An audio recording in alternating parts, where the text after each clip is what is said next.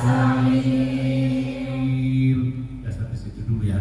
Karena yang mau diterangkan bukan seluruh atau satu surat Al-Mulk, hanya satu dua kata saja dari salah satu ayat surat Al-Mulk. Apa itu? Yang pertama, tabarakalladzi biyadihil mulk wa huwa ala kulli syai'in qadir. Ayat keduanya apa, Bu? Alladzi khalaqal mauta wal hayata liyabluwakum ayyukum ahsanu amala wa huwal azizul ghafur. Ada satu atau dua kata, alladzi khalaqal mauta wal hayata.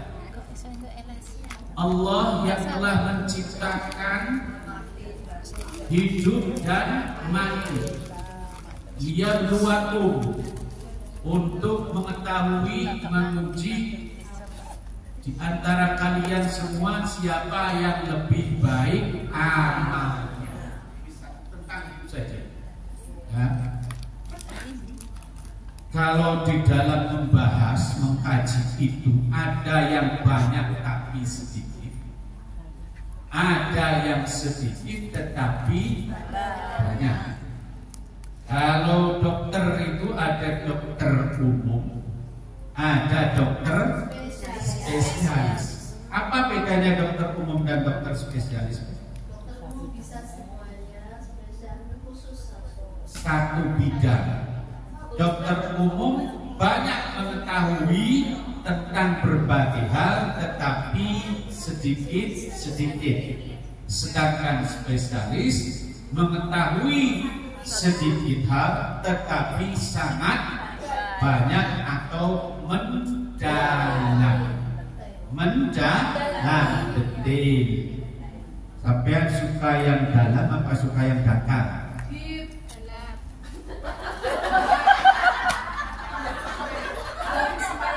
Pengetahuan.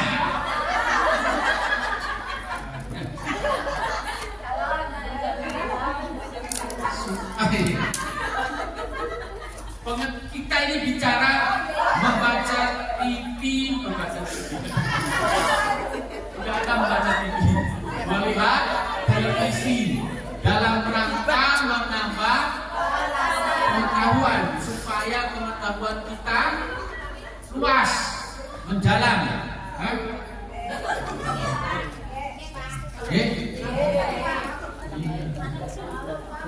Bahkan di dalam berpikir itu, cara berpikir itu ada yang melebar.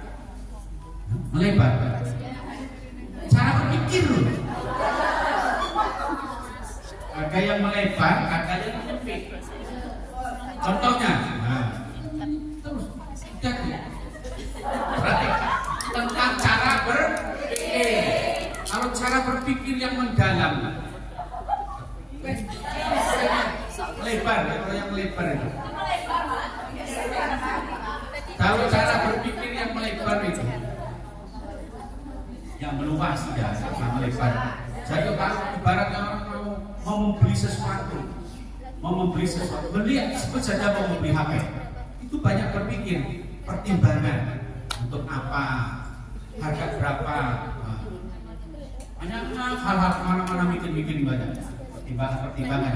Tapi kalau yang menyempit atau mendalam sudah langsung, oh ini beli, gitu, tanpa memperhitungkan apa fungsinya, untuk apa, bagaimana, pilih yang mana tuh. Jadi banyak pilihan, banyak pertimbangan. Itu yang cara berpikirnya cara berpikir, bukan hal-hal yang lain. Kalau yang menyempit langsung, jadi biasanya orang yang cara berpikirnya melebar itu lama dalam mengambil keputusan. Tapi kalau yang menyempit itu cepat ya biasanya. Ya makan dia makan. Tidak bertanya mau makan apa, berapa harganya, kotaknya jaga. Langsung aja gitu. Ya, masing-masing punya kelebihan. Kalau yang menyempit begitu cepat dalam mengambil keputusan, nggak lama. Makan yuk, oke. Tapi kalau makan, gimana? Sama siapa? Berapa nih harganya satu porsi? Tadi bapak ditraktir di rumah makan Turki. Untung nggak tanya-tanya nih, kopi mau yang berapa? Betulnya dia to the point. Ustaz ini oke, kalau ini oke. Gitu. Ya, gitu ya. Sampai mana coba tadi dalam sampai mana? Alladzi khalaqal mauta wal hayata liyabluwakum ayyukum ahsanu amala. Jadi Allah menciptakan hidup dan mati itu punya tujuan. Salah satu tujuannya, salah satu. Karena banyak tujuan yang lain. Wa ma khalaqtul jinna wal insa illa liya'budun. Ini Pak. Tapi penciptaan hidup manusia dan mati juga adalah salah satunya agar untuk menguji siapa yang baik amalnya. Alladzi khalaqal mauta wal hayata liyabluwakum ayyukum ahsanu amala. Di dalam kehidupan ini Ibu-ibu sekalian, seperti halnya kita berjalan, mengendarai sepeda, naik sepeda ataupun mengendarai mobil. Pernah naik sepeda kan? Pernah bawa mobil? Belum. Udah sepeda saja kalau gitu contohnya. Yang sudah pernah semua. Ketika ibu-ibu membawa sepeda atau ibu bapak atau apa nih, para jamaah semuanya naik sepeda, pernahkah goyang? Pernah. Jatuh? Pernah. Ngobrol juga pernah Pak. Ketika naik pesawat, ya ini udah pernah semuanya kan? Naik pesawat, naik kan? Bukan mengendarai pesawat. Naik kan, naik pesawat kan? Karena sampai bukan pilot. Naik pesawat, apakah ketika kita naik pesawat itu selalu mulus? Selalu mulus? Tidak. Kadang-kala ada goncangan. Namanya apa istilahnya? Ya ada awan. Apa istilahnya? Diberi peringatan atau diberitahukan tolong dipakai apa namanya itu sabuk pengaman, seat belt, gitu kan? Karena sedang dalam situasi ada gangguan terbalance, ya, ada gangguan, kadang-kadang kita, ya, ibarat kita naik pesawat atau naik sepeda yang tidak selalu mulus. Kadang menghadapi terjal, kadang juga ada kerikil, ada batu, ada getaran, dan lain sebagainya. Itu dalam perjalanan naik kendaraan apapun. Begitu pula dalam kehidupan. Ada pasang surut, ada naik turun, ada senang susah, ada bahagia, ada tertawa, nangis, ada hidup, mati, ada ngantuk, tidur.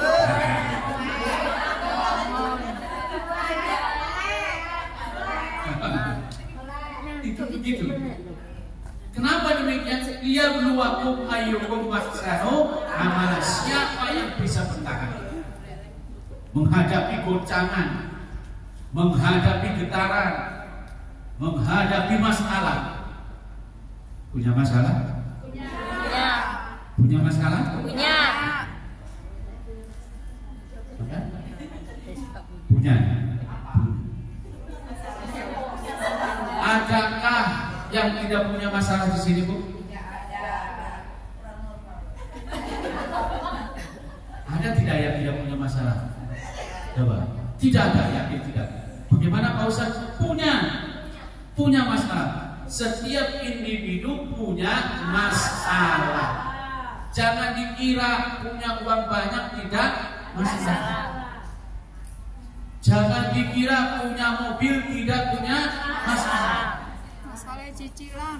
Jangan dikira punya suami tidak Cara pulang. Oh, dikiranya begitu. Yang punya suami masalah, yang tidak punya masalah, yang kaya Masalah. yang miskin Masalah. pejabat Masalah. rakyat Masalah. ada semuanya masalah. Memang itulah Depan itu. juga masalah. Untuk apa? Mengetahui siapa yang akan menghadapi masalah. Yang penting jangan membuat Masalah. atau mencari-cari Masalah. masalah itu ada, tinggal bagaimana kita menyikapi, menghadapinya, menjalaninya. Ya, menjalaninya. Paling tidak itu tiga. Pertama, menghadapi. Bagaimana menghadapi masalah? Yang kedua, menyikapi. Yang ketiga, menjalani masalah. Baru nanti, kalau sudah bisa tiga hal, berpikirlah untuk mencari solusi masalah. Yang pasti setiap orang punya masalah. Jadi jangan dikira presiden enak-enak saja. Presiden pun punya masalah. Semakin banyak tanggung jawab, resikonya semakin banyak masalah. Jadi ibu ini sudah hebat, baik. Sudah nikah belum? Sudah, alhamdulillah. Mas punya suami punya masalah? Hah? Oh.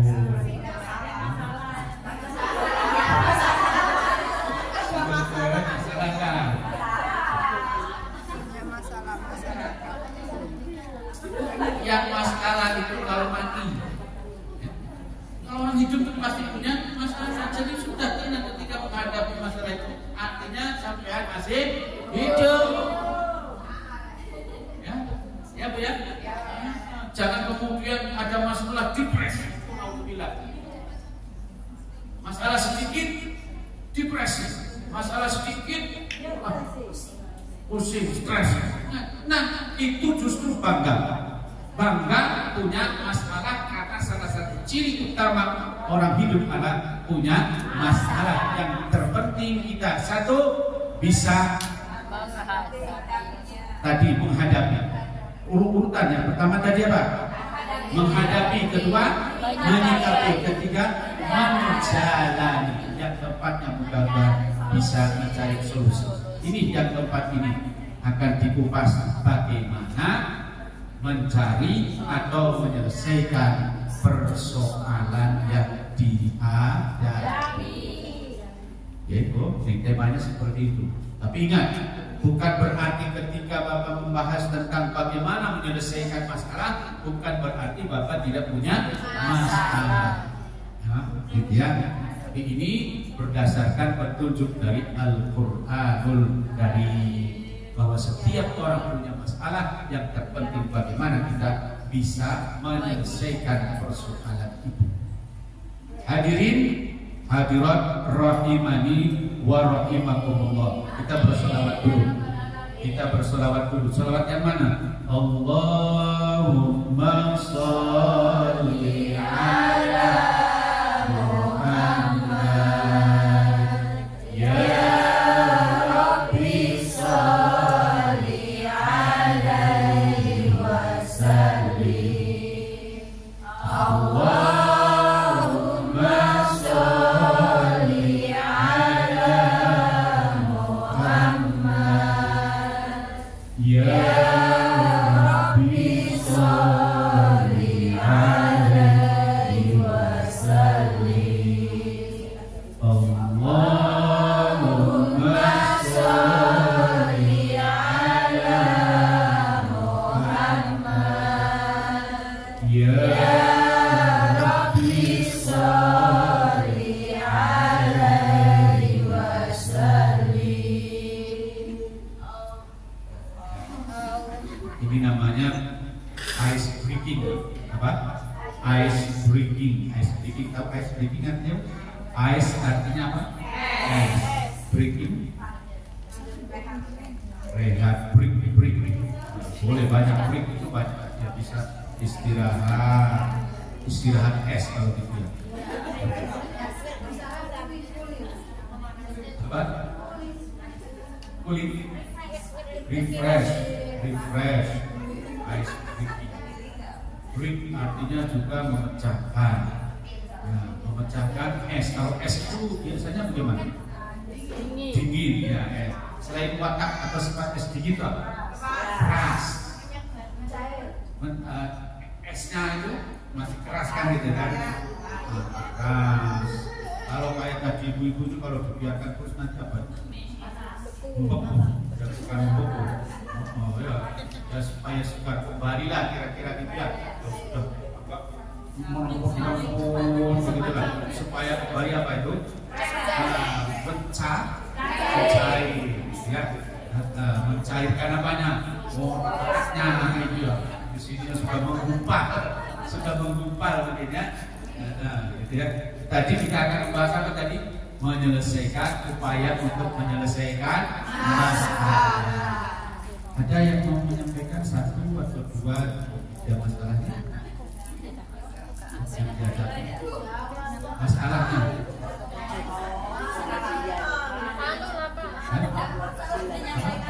Menyampaikan masalah.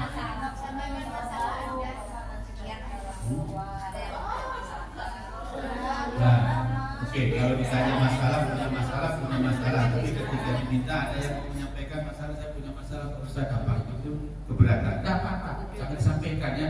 Itu menjadi apa? Rahasia pribadi. Ya, jangan sampaikan. Oke, kalian masih hidup. Salah satu ciri manusia hidup itu punya keinginan. Ya, punya keinginan. Keinginanmu apa? Sebut saja tiga.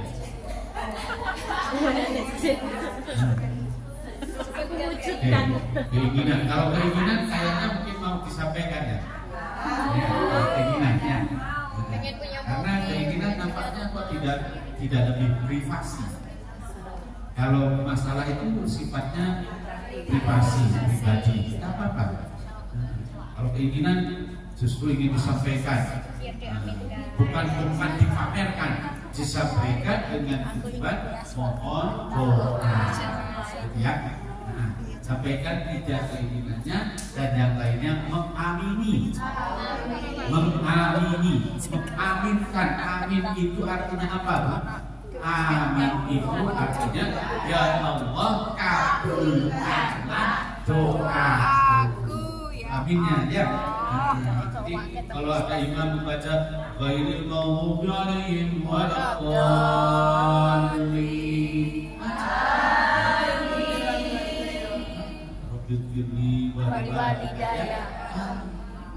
kalau ada yang Ustaz di sini juga tuh nggak pakai itu, tidak apa-apa. Itu mungkin di dalam hati, karena ada yang mengucapkan amin dengan jahar itu artinya dengan nyaring, dengan suara. Ada yang di dalam hati. Nggak usah kemudian bingung. Amin. Nggak usah. Karena di sini contoh Bapak kalau di sini imamnya ghairil maghdubi alaihim waladdallin. Amin. Sampingnya orang Pakistan diam. Boleh, nggak apa-apa. Jangan malah rempong. Jangan rempong. Amin. Makanya di situ kita harus berpengetahuan luas. Di situ tujuannya biar harus banyak wawasan tuh begitu. Jangan merasa yang dirinya saja yang benar ataupun yang tidak harus begitu. Kita harus paham yang lain. Kita harus tahu tentang orang lain, terutama dalam sholat. Ibu-ibu suka kunut namanya. Yang lain nggak kunut, biarkan. Jangan kemudian disungkar sekol kun. Ya, jadi amin. Kita mengaminkan ya Bu ya. Niatnya apa tadi? Mendoakan. Sebab kalau kita suka mendoakan orang lain, insya Allah kita pun akan didoakan. Seperti halnya kalau kita senang menolong orang lain, maka orang lain pun akan menolong kita. Digerakkan hatinya oleh Allah Subhanahu wa Ta'ala. Dalam sebuah hadis dikatakan, wallahu fi fi 'aunil 'abdi ma damal 'abdu fi 'auni akhihi. Ada yang bisa nirukan langsung hafal satu kali mesti $1.000. Kalau hanya wallahu 10. Kalau wallahu itu banyak kan semuanya. Wallahu fi 'aunil 'abdi fi 'aunil 'abdi ma damal 'abdu fi 'auni akhihi. Wallahu, ya tulis dulu kalau mau ditulis. Wallahu. Ya seragam dulu, nanti dulu, jangan masing-masing. Ya karena ustadznya cuma satu. Jamaahnya satu kata dulu seragam. Satu kata dulu. Wallahu. Nah, kalau mau ditulis sudah. Fi aunil. Fi jangan fil. Fi aunil abdi.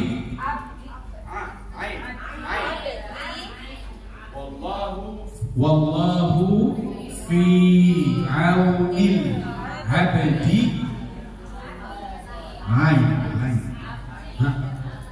Wallahu fi aunil abdi madamal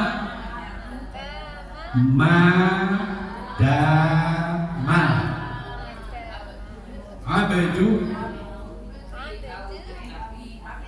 Ya, abdun itu hamba. Wallahu fi aunil abdi madamal abdu fi auni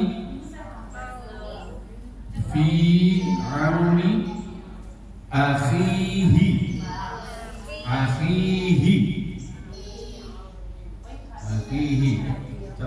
Sambil melihat tulisannya. Di sini ada huruf halaman satu ada nggak? Ada WA-nya itu. Nah, nanti sekarang mau tulis bahasa Arabnya. Ada.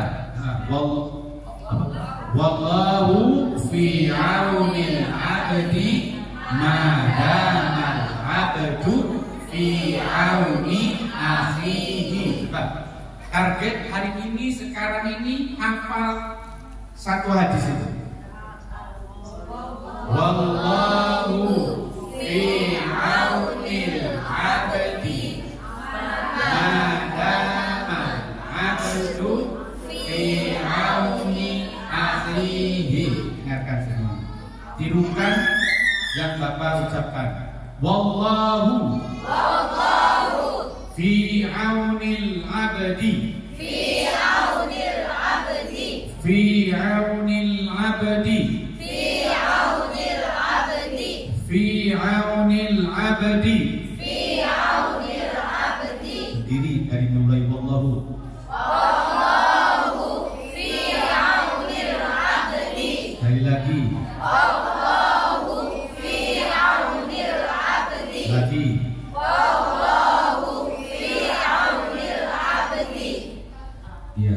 madamal abdu madamal abdu madamal abdu madamal abdu.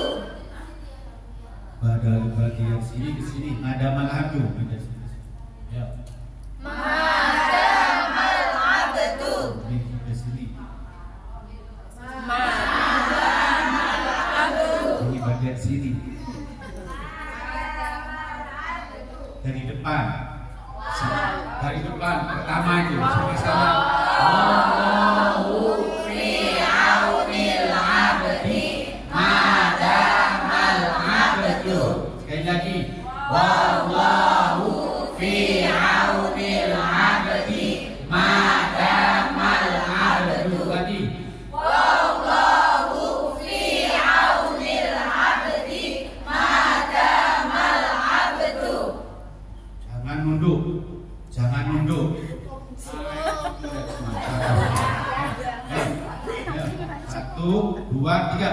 Wallahu fi aunil abdi madamal abdu. Dan terakhir Fi. madamal abdu fi auni akhihi, gitu kan? Fi auni akhihi. Fi auni akhihi. Fi auni akhihi. Nih, dari sini ke sini. Fi Fi auni akhihi. 1, 2, 3 silakan. Fi auni akhihi. Ini satu baris. Fi auni akhihi. Itu yang bertiga, resiko yang bertiga. Ya. Ya. Oke. Sekarang dari depan, dari pertama. Hah? Wallahu ya. 1, 2, 3. Wallahu fi aunil abdi madamal abdu fi auni akhihi. Semuanya lihat ke mulut Bapak. Tidak boleh cuma tengok.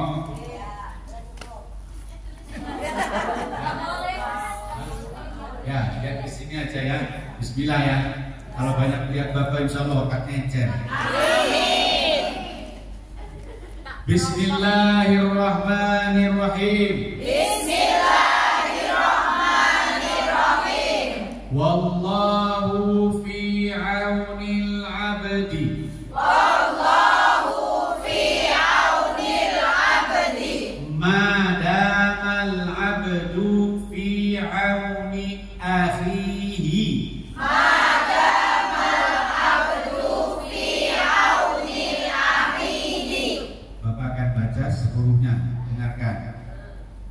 Wallahu fi aunil abdi madamal abdu fi auni akhihi. Wallahu fi aunil abdi madamal abdu fi auni akhihi. Yang artinya Allah akan senantiasa menolong seseorang apabila dia senantiasa menolong saudara. Itu artinya begitu ya. Oh, Allah akan senantiasa menolong seseorang apabila ia senantiasa Allah menolong seseorang. akan senantiasa menolong seseorang ataupun hambanya apabila ia apabila ia senantiasa menolong saudaranya atau sesamanya, boleh bebas di sini, artinya penting maksudnya. Jadi kalau kita senantiasa menolong saudara kita, maka kita akan senantiasa ditolong oleh orang lain. Artinya suka menolong, kita akan ditolong. Ya biar. Jadi artinya itu boleh resmi, Allah akan senantiasa menolong, boleh. Atau jika ingin ditolong orang, tolonglah orang. Gitu ya, artinya begitu. Boleh mengartikan itu. Sekarang coba satu hafalkan begini. Siapa yang sudah hafal? Diajak ngobrol sebentar, ingin tahu. Duduk saja. Tunjuk. Duduk saja. Oh nggak apa-apa malah ditunjuk gitu ya. Khawatir apa-apa malah kalau ditunjuk. Yang bisa ya. Duduk saja. Itu Ya boleh. Wallahu fi aunil abdi madamal abdu fi auni akhihi. Kalau ditunjuk nggak apa-apa, nggak keberatan. nggak keberatan. Ya, kalau keberatan nggak apa-apa, bilang Ustaz saya belum apa. Ya, nggak apa. Ini kerjaan dulu. Hah? Belum. Bukan Allahumma. Allahumma barik lana. Wallahu. Wallahu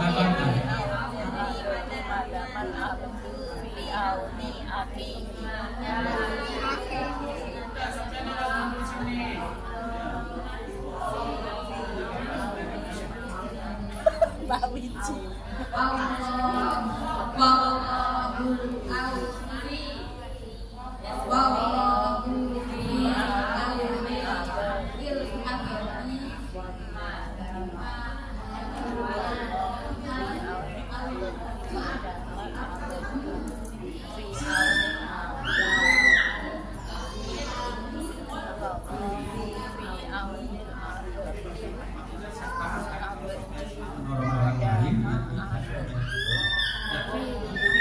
Jadi jangan berharap tolong dulu, tapi menolong dulu baru nanti sholat. Kalau ini amalan ini tidak dapat bukan sebuah kewajiban ya. Kecuali kalau mau jadi kita profesi mau menjadi ustazah.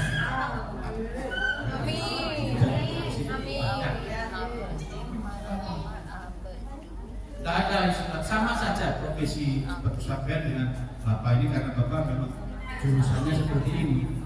Sampean kan jurusannya di dapur. Lihat apa?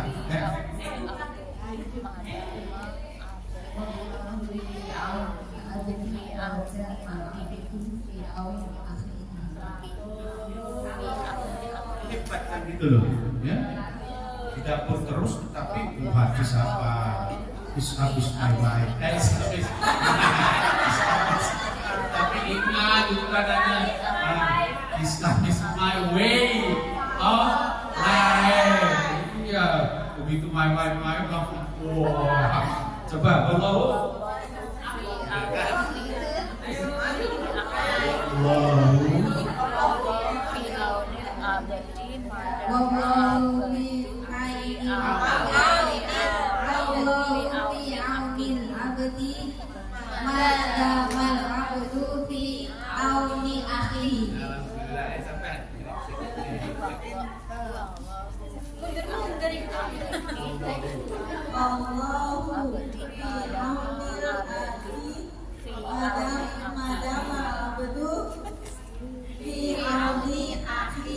Alhamdulillah.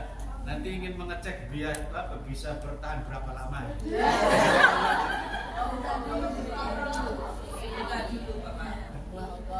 Bisa bertahan berapa ya. Minggu sekali ya, masih ada waktu ya. Diajak cerita nanti dicek. Ingin mencoba menyelesaikan masalah apa saja, ada ceritanya. Jadi berdasarkan sebuah cerita, kisah, kita bisa mengambil pelajaran. Di dalam Al-Quran juga banyak kisah-kisah. Al-Qasas bahasa Arabnya. Apa Bu? Al-Qasas. Qasasul atau Qisasul Anbiya. Kisah-kisah para nabi. Kisah-kisah para nabi yang ditulis diceritakan dalam Al-Quran itu supaya bisa dijadikan iktibar atau pelajaran. Tapi dalam kesempatan ini Bapak tidak akan mengambil kisah para nabi atau dari nabi, tetapi dari kehidupan nyata yang memiliki masalah dan bagaimana menyelesaikan masalah. Sebut saja Mr. X. Mr. Tahu ya maksudnya Mr. X itu? Seorang pengusaha kaya raya sukses, berjaya. Tapi itulah kehidupan. Kadang sukses, kadang bangkrut. Sukses lawannya tidak sukses.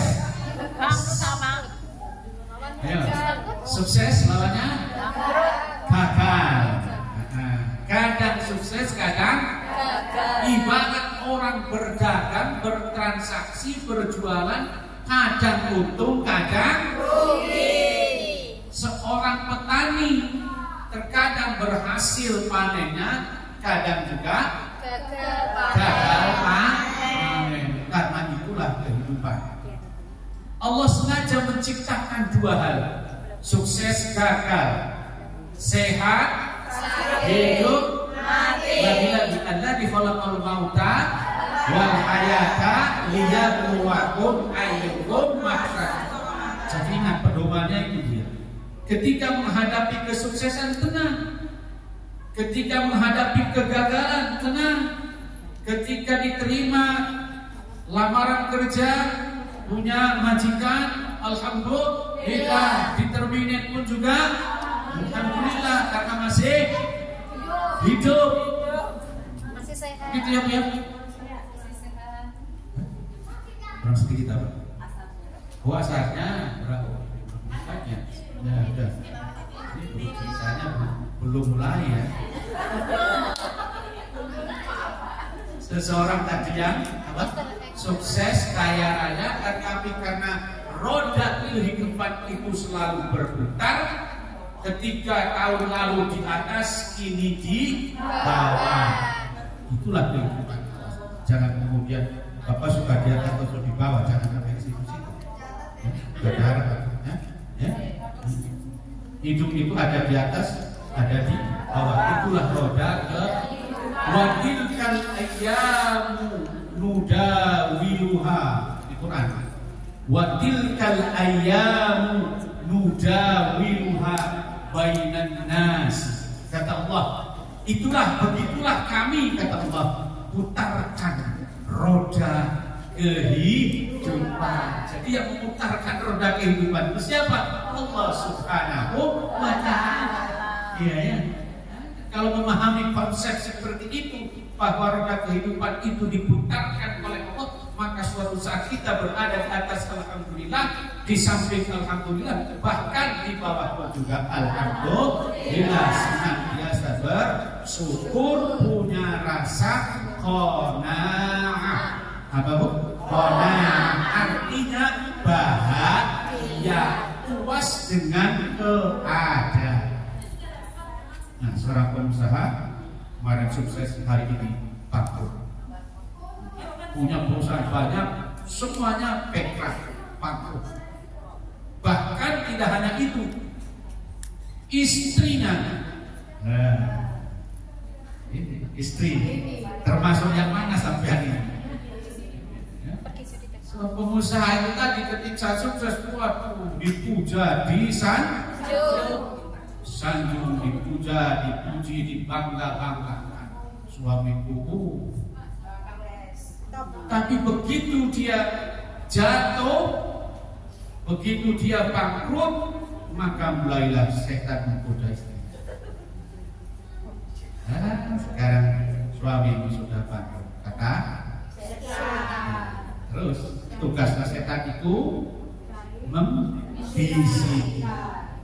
Makanya kita diajarkan a'udzubillahi minasyaitonir rajim. Kalau sampean mulai mendengarkan bisikan, suamimu di rumah, gitu kan? Harus mulai hati-hati itu. Karena itu sudah mulai ada bisikan. Itu ditinggalkan lama loh. Terus pertajam lagi. Itu di samping rumahmu itu ada yang baru ditinggalkan suaminya. Nah, mulai melebar terus diprovokasi. Ini bisikan-bisikan, dibisiki sang istri. Ketika jaya disanjung, dipuja, tetapi begitu bangkrut mendengar bisikan setan, akhirnya sang istri meninggalkan suaminya. Seperti pepatah mengatakan, ada uang abang di sana, tak ada uang abang di sana. Sampai termasuk yang mana? Alhamdulillah, cuma satu-satunya. Ya, alhamdulillah. Di dalam hadis Rasulullah sallallahu alaihi wasallam, "Idza shallatil mar'atu khamsaha wa shamat syahraha wa ata'at ba'daha wa hafizat farjaha Ada berapa itu empatnya? Wa aqra'aha wa hafizat farjaha dakhalatil jannata min ayyi babin syi'ti. Seorang wanita istri, maksudnya di sini kalau sholat 5 waktu, puasa Ramadan, taat pada suami, dan yang keempatnya adalah menjaga harga dirinya, insya Allah masuk surga dari pintu manapun.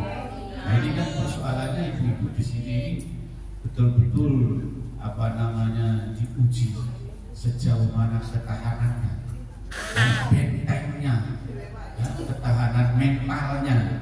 Sama suaminya juga itu diuji ketahanannya, kekuatannya. Ini kekuatan bukan kekuatan fisik, kekuatan mental. Jangan sampai mental. Oh mentua, sampai ada cilik-cilik tuh. Oh istri bojo. Bojo itu laki-laki apa suami? Bojo laki-laki, Pak. Suami Perempuan sama aja. Suami istri. Kalau suami apa? Bojo. Enggak, kalau bahasa Jawa itu suami apa? Bojo. Istri? Bojo. Suami, Pak. Bojomu nanti. Beda pendapat sih. Jawa juga banyak, Pak. Ya wis lah, pokoknya itu ya. Ya wis lah seperti itu. Yang masuk surga itu sholat, puasa, ya taat suami, tapi suami yang memang soleh, ya. Kemudian yang keempatnya adalah menjaga harga diri. Itu salah satu ciri al-mar'atus sholihah. Kalau tadi mohon maaf itu termasuk cewek ya. Kenapa? Karena ketika kaya raya, ketika suaminya sukses, saya begitu bangkrut ditinggalkan. Masalahnya dua juga. Yang pertama perusahaannya bangkrut, yang kedua ditinggalkan istri. Yang ketiga, masalah yang ketiga adalah anaknya terpaksa putus sekolah.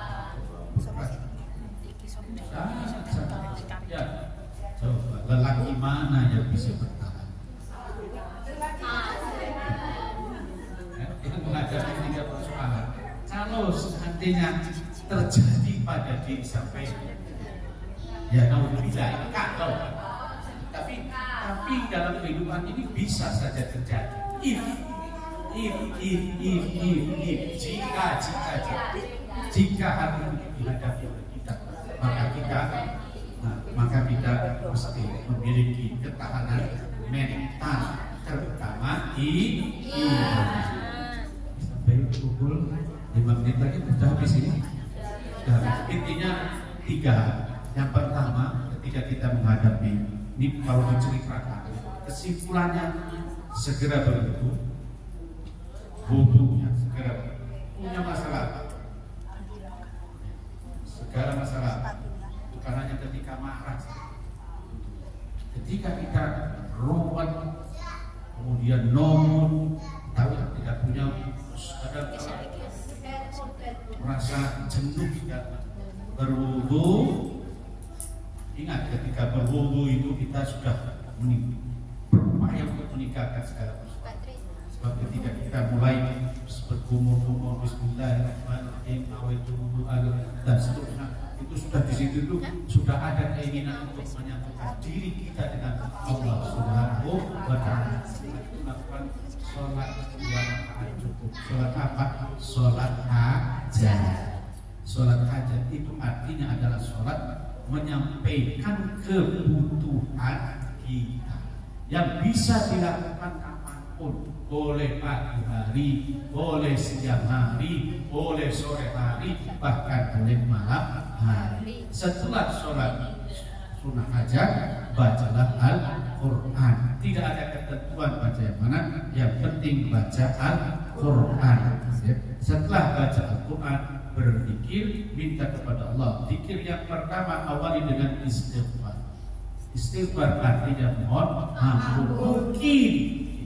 Mungkin sekali di dalam perjalanan perusahaan yang dilakukan oleh yang tadi disekat oleh Mr. X itu banyak hal-hal yang tidak sesuai dengan kehendak atau keinginan Allah Subhanahu wa Ta'ala. Mungkin caranya kurang benar, mungkin caranya tidak baik, mungkin juga tidak pernah bersedekah, mungkin juga tidak pernah mengeluarkan zakat. Maka awali dengan apa? Istighfar. Jadi segala persoalan yang kita hadapi sampaikan kepada Allah. Allahumma inni ashku bathi wa huzni. Allahumma inni ashku bathi wa huzni. Ya Allah, aku mengeluh kepadamu dari berbagai kesulitan dan kesedihan. Bangkrut sulit, ditinggal istri sedih. Wah, tidak ada yang